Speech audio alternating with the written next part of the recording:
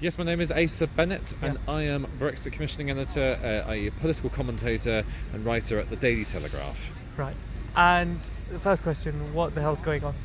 Well, right now, Boris Johnson has realised how hard it is to get business done in the House of Commons because he has no majority. Currently, Tory rebels are pushing through legislation that cuts off his negotiating strategy at the knees by forcing him to, if he doesn't have a deal or anything else voted through when he gets near October 31st, to then, in his words, beg the EU for an extension.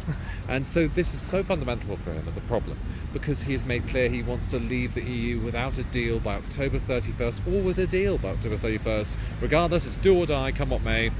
And right now Parliament is saying nay to come what may, and so he has to then work out what to do.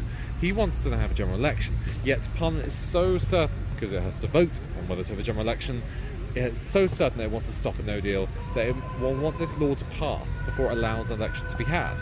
So clearly that means Boris Johnson's going to be having to fight in a people versus Parliament election, saying I need a mandate, let me take on these Ramonas and Remainers in Parliament. Whether the people will agree, they may well. The Brexit Party and Tory Party voters should endorse and give them a Brexit majority, but equally things can go wrong. We've learned a lot in the Brexit season that the best laid plans often are ruined by events. Well, yeah, one of the intros I've done is a weak government, a divided country, and a rubbish Prime Minister. Well, it's more a weak parliamentary majority than helps shape what the Prime Minister can do.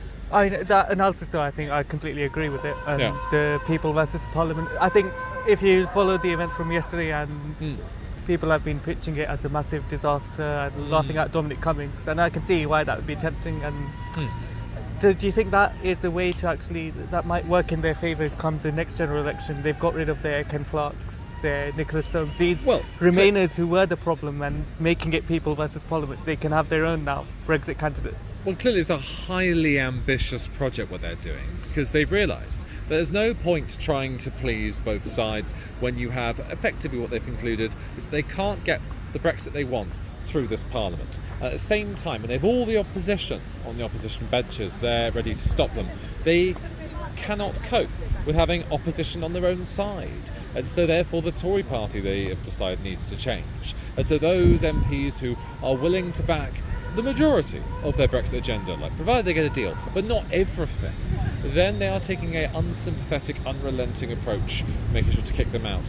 Granted, now it remains to be seen whether some of these MPs, like Ken Clarke, very much a big beast, will be given the whip back in a few months, maybe under a different leader, or who knows. It doesn't matter, like with Ken Clarke, because he's openly announced he would not be running at the next election. Exactly, because some of the old guard are stepping down, so certainly removing the whip from them has accelerated their retirement. But obviously then it's interesting to watch who they get replaced with, because the Tory associations have said they're going to decide very quickly, and so if it is sort of Dominic Cummings drones, sort of robots, loyal people, then clearly there's one thing that's very clear, is that Boris Johnson does not want to just have a new parliament, but a new Tory party, reshaped in his image. But then do you think that I'm a bit guilty of believing the hype around Dominic Cummings? Yesterday, unanimously across the board, the analysis was it was a horrible day for him. Even BBC's Nick Robinson was having a bit of a dig at him. So I think I'm in the minority now who thinks it's actually a masterstroke. Well, who knows? I mean, when you're obviously Dominic Cummings, a man who thinks on a plane so high beyond what our mere mortals think,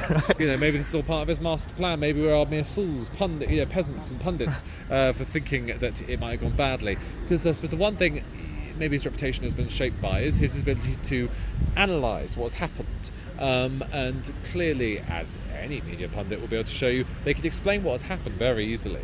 But predicting it, analysing, anticipating, reacting to events snappily, that's much harder.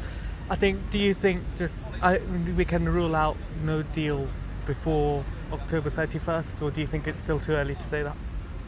Well, currently is looking increasingly like that door is being shut by Parliament, in the sense that, they've shown with John Berco's help they can compel Boris Johnson to do many things. They could really leave him in a corner, and as the Prime Minister is complaining that it's so awkward for him that he doesn't want to do it, he'll refuse to do it, maybe even he'll resign rather than have to request a delay. to Brexit. So Parliament has shown that it can throw a really big spanner in the works. And so if the only way you can have a no deal is if Boris Johnson turns around with a very explicitly no-deal friendly platform and wins a thumping majority for it. But that is the way it's headed, and I did say we always had these terms. I'm sorry if I'm taking too long, please tell me to F off anytime. Do a last you question, absolutely. You know. We were told before Boris was elected, and I remember people kept saying he'll still have to deal with the parliamentary arithmetic, and we're seeing that now, fine. Well, that remains the case. Yeah. Because obviously we've all said the first few days when he was Prime Minister, wow, he's doing so well, dynamism, who cares about parliamentary arithmetic? But actually, the first encounter he's now had, it's jolly painful. But I think he would have known this. My point was that you heard this phrase, and there's a lot of these meaningless phrases going around. Parliamentary arithmetic used to wind me up because the difference between him and May was not the numbers, it was the things they were prepared to do. And I can see Boris Johnson being prepared to, for example, even a referendum. I can definitely see that down the road 2 months' time saying no deal versus Remain. Whereas I think Theresa May definitely was not ever going to be prepared to do that. She was not even prepared to entertain changing her withdrawal agreement as much as people would like. So that sort of unpredictability, calling a general election, these things are on the table. I'm not saying you'll be successful, but things like that sort of analysis, do you think that's been a bit weak? Well, it's certainly clear that Theresa May and Boris Johnson are very different leaders, but the thing is we are finding that parliamentary arithmetic, to use the phrase, is just as awkward for Boris Johnson as it is for Theresa May. But I think he expected that. I mean, I don't think he's particularly concerned. I can't believe I'm coming across as defending Boris Johnson throughout this, but he's, I would say it's quite shrewd so far, well, getting rid of the 21 yesterday. I mean, in many ways, I can agree with you on this, and that clearly, if you look from a Theresa May's example, when constant running battles, constant speculation about rebellions, what will they tell her to do next? Will she win a majority for this? And so Boris Johnson can see that. He can see there's a problem.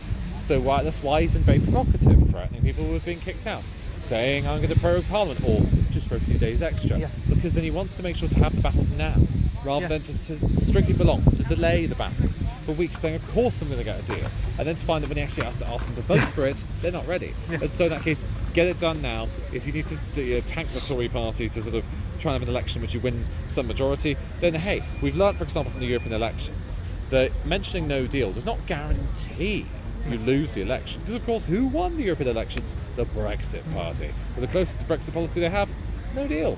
Precisely. Okay. Thanks a lot for all your help. All right. Any final predictions on when there'll be an election? Well, look, it's going to be rapidly out of date if I do that. So don't you worry. No. All right. Thank you so much, and sorry for disturbing you. Do you think a lot of the mess we're in now can be attributed to really opaque journalism and academia not allowing facts to come through? Well, I think it's more profound than that. I think actually you can talk about the lack of systematic knowledge given to kids about, the world and about politics at school. Should we have civics where people learn what Parliament is, learn what Parliament does? I think the other thing is that we've tended in Britain to be immensely smug about our system, which means that we've always assumed we're better than everyone else. And our system worked under certain conditions. There were conditions where there wasn't great polarisation, where the party system worked. It doesn't take much, as we're starting to discover, for that system to look really wobbly. And you've got to start having conversations about things like, what is the role of Parliament? Shouldn't we have a rule book for the Speaker rather than him deciding, sitting on the back of an envelope what he's going to do next? Do we need something a bit more codified than we have? And do you think that, and one of the things about the Boris Johnson administration, I'm thinking, even the decision to prorogue Parliament, and you saw today even Sajid Javid, it was quite, I don't know if it was down to John Bercow being a bit petty, or it was quite odd to see a Chancellor being picked up on breaking procedure. Yeah, or indeed the Prime Minister being told to sit down. And it's quite odd. Do you think that, given the intensity of the Brexit feeling, do you think that, are they already pitting against people versus Parliament? We're hearing that language. Could a lot of these conventions be broken down by this administration? Absolutely. And of course the thing about conventions is they get superseded by new conventions. I think things are particularly fraught at the moment. I think there's a lot of bad-temperedness about it at the moment, and I think we shouldn't forget the fact that there are a lot of people with rather large egos playing to the gallery, which is quite a potent combination. And what are your predictions? None whatsoever. None whatsoever. I'm not that stupid. Right. Thanks so much for your help. Pleasure to meet you. Yeah.